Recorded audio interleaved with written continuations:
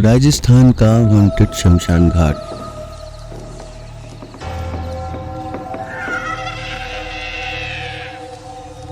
जय महाकाली। दोस्तों हमारा आज का इंसिडेंट सच्ची घटना पर आधारित है और हमारा आपके लिए इस तरह की सच्ची घटनाएं लेकर आने का एक ही उद्देश्य है कि हम आपको ऐसी पैरानॉर्मल एक्टिविटीज से अवगत कराएं ताकि आप या आने वाली नई जनरेशन किसी तरह की पैरानॉर्मल एक्टिविटीज में ना फंस जाए या कोई ऐसा भार अपने ऊपर ना ले लें जिसका खामियाजा उनको भुगतना पड़े। दोस्तों अगर आपका भी ऐसा कोई इंसिडेंट है जो आप हमसे शेयर करना चाहते हैं तो स्क्रीन पर दिए नंबर पर आप हमें भेज सकते हैं।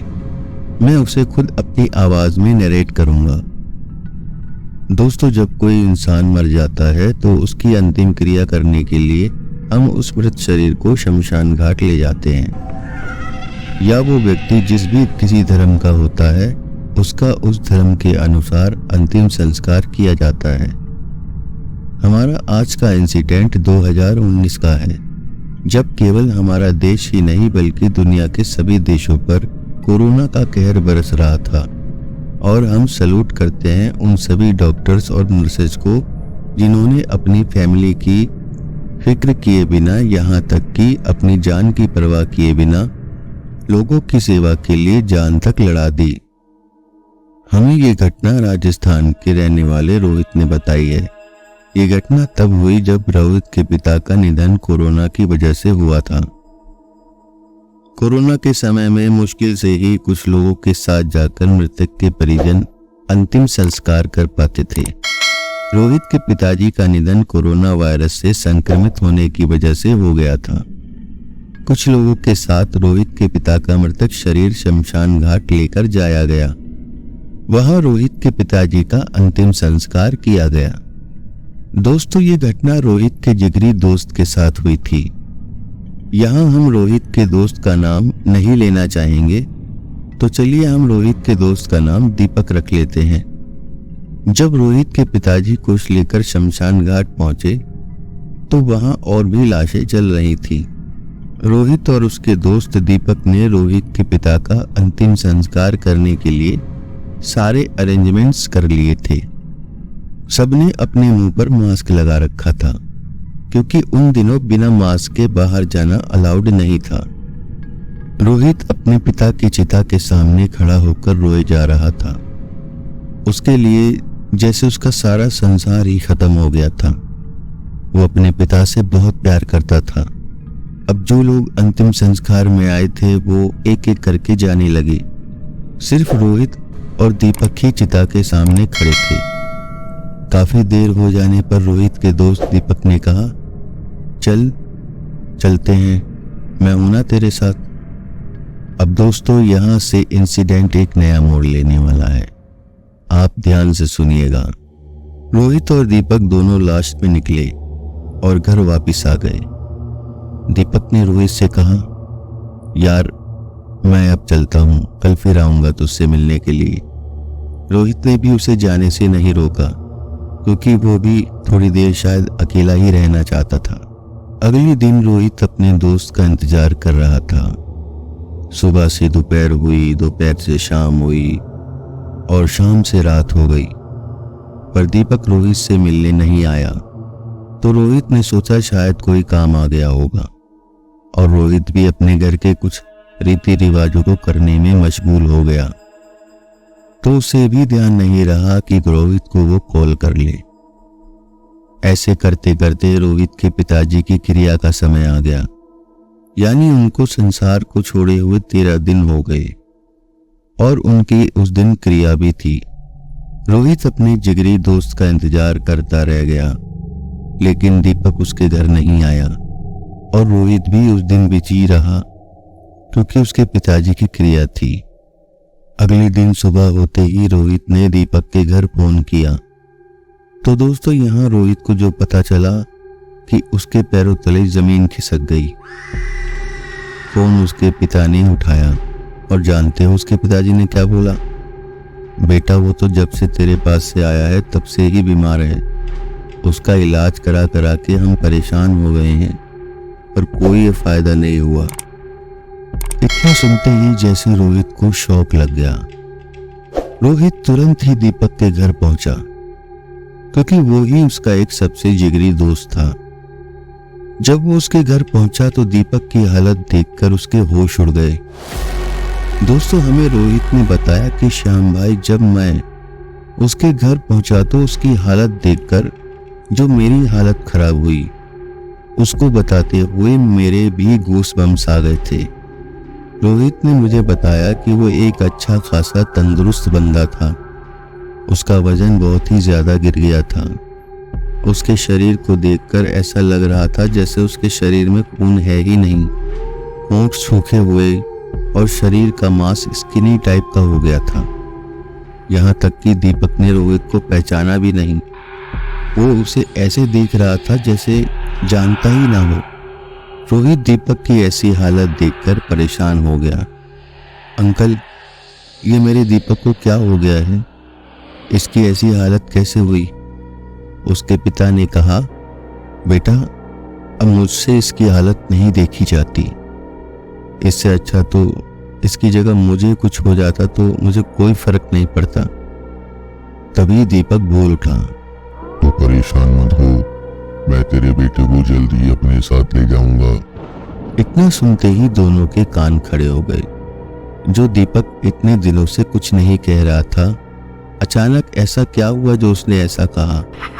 लेकिन वो आवाज दीपक की नहीं थी। ऐसा लग रहा था कि दीपक के शरीर में से कोई और बोल रहा है। तभी दीपक बुरी तरह से चिल्लाने लगा, दीवार में सर मारने लगा।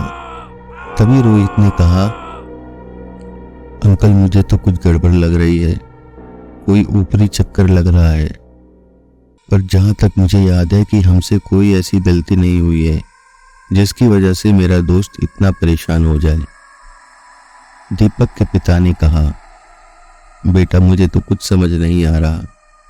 तुझे जो ठीक लगे तू कर, पर अपने दोस्त की जान बचा ले। तभी दीपक फिर बोल पड़ा।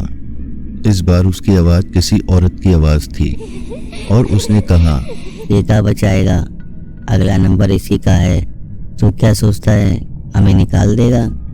इसको तो ले जाएंगे ही, साथ में इसके दोस्त को भी ले जाएंगे। इतना कहने के बाद दीपक ने दीवार पर अपने नाखून रगड़ना स्टार्ट कर दिया और पूरे कमरे में उसके चिल्लाने की आवाज गूंजने लगी। उधर दीपक के माता पिता दीपक की ऐसी हालत देखकर रोने लगे। रोहित ने कहा, अंकल आंटी, मैं बस अभी आया अपने घर से होकर। फिर रोहित अपने घर वापस गया और उसके पिता की टेलीफोन डायरी में से एक नंबर नोट किया और फिर से दीपक के घर वापस आया। दोस्तों, जब रोहित दीपक के घर वापस आया तो जो उसने देखा उसको देखकर उसके पसीने छूट गए। रोहित ने हमें बताया कि जब वो दीपक के घर वापस गया तो दीपक ने अपना पूरा शरीर ऐसे कर लिया था जैसे अपना शरीर तोड़ लिया हो। फिर रोहित ने देर किए बिना उस नंबर पर फोन लगाया जो अपने घर से पिताजी की डायरी से नोट करके लाया था। वो नंबर एक बहुत ही सिद्ध तांत्रिक का था। जब सारी बातें हो गई तो उस तांत्रिक ने शनिवार के दिन आने के लिए कहा और किस्मत से शनिवार का दिन 2 दिन के बाद ही आने वाला था। जैसे तैसे वीरवार और शुक्रवार निकले और शनिवार को वो तांत्रिक दीपक के घर पहुंच गया। जब दीपक को उसने देखा तो उसने कहा, अब बुला रहे हो मुझे जब इसके पास समय कम रह गया है? तभी रोहित बोला, महाराज जी, मैं आपके पैर पड़ता हूँ, मेरे दोस्त को बचा लीजिए। दीपक के पिता भी बोल पड़े, महाराज जी, हमारे बच्चे को बचा लीजिए, हमारी एक ही औलाद है। वो तांत्रिक महाराज बोले, धैर्य रखिए, मैं पूरी कोशिश करूंगा। फिर तांत्रिक महाराज दीपक के पास गए। दीपक उनको देखकर हंसे जा रहा था। तांत्रिक महाराज ने उसे सूंघना स्टार्ट किया और बोले, क्या ये शमशान घाट गया था? दीपक के पिता ने बोला, हाँ, रोहित के पिता का देहांत हो गया था इसलिए गया था। तांत्रिक महाराज बोले, आपके बेटे ने शमशान में खड़े होकर अपने दोस्त से कहा था, चल चलते हैं, मैं हूं ना तेरे साथ। और जाने अनजाने में इसने उन आत्माओं को अपने पीछे लगा लिया जो उस समय वही रही होंगी। मैं एक ताबीज उसको पहना देता हूँ और मुझे एक हवन करना होगा। हवन के लिए सामग्री मंगवा लीजिए। तांत्रिक महाराज ने हवन सामग्री की लिस्ट तैयार करके दीपक के पिता को दे दी। रोहित ने कहा कि अंकल आप यहीं रुकिए, मैं ये सामान लेकर आता हूँ। दोस्तों, रोहित ने बताया वो हवन पूरे 8 घंटे तक चला, जिसमें दीपक कभी तांत्रिक महाराज पर तो कभी तांत्रिक महाराज दीपक पर हावी हो रहे थे, क्योंकि दीपक के शरीर में उस समय एक नहीं 2-2 एंटिटी ने कब्जा कर रखा था, जिसमें से जो औरत वाली आत्मा थी वो किसी प्रेग्नेंट महिला की आत्मा थी, जिसकी मृत्यु प्रसव के दौरान हुई थी, और जो मेल एंटिटी थी वो किसी लावारिस इंसान की आत्मा थी। तांत्रिक महाराज ने अपने मंत्रों की शक्ति से उन दोनों मेल फीमेल एंटिटी को झुकने के लिए बेबस कर दिया, और तांत्रिक महाराज ने उन दोनों एंटिटी को वचन दिया कि वो उन दोनों का अंतिम संस्कार पूरे विधि विधान से करेंगे ताकि उन दोनों को मोक्ष मिल सके। ऐसा वचन महाराज जी से पाकर उन दोनों एंटिटी ने दीपक के शरीर को छोड़ दिया और महाराज जी उन दोनों एंटिटी को अपने साथ ले गए। दोस्तों, इन द एंड कंक्लूजन यही निकलता है कि जब हमें शमशान जाना पड़े किसी के फ्यूनरल पर, तो भूल कर भी चल या चलो नहीं कहना चाहिए। क्या पता कोई अतृप्त आत्मा वही घूम रही हो और उसे मौका मिल जाए आप पर कब्जा करने का। जैसे रोहित के दोस्त ने चल कहकर एक बहुत ही बड़ी गलती कर दी थी, जिसकी वजह से उसे इतना परेशान होना पड़ा।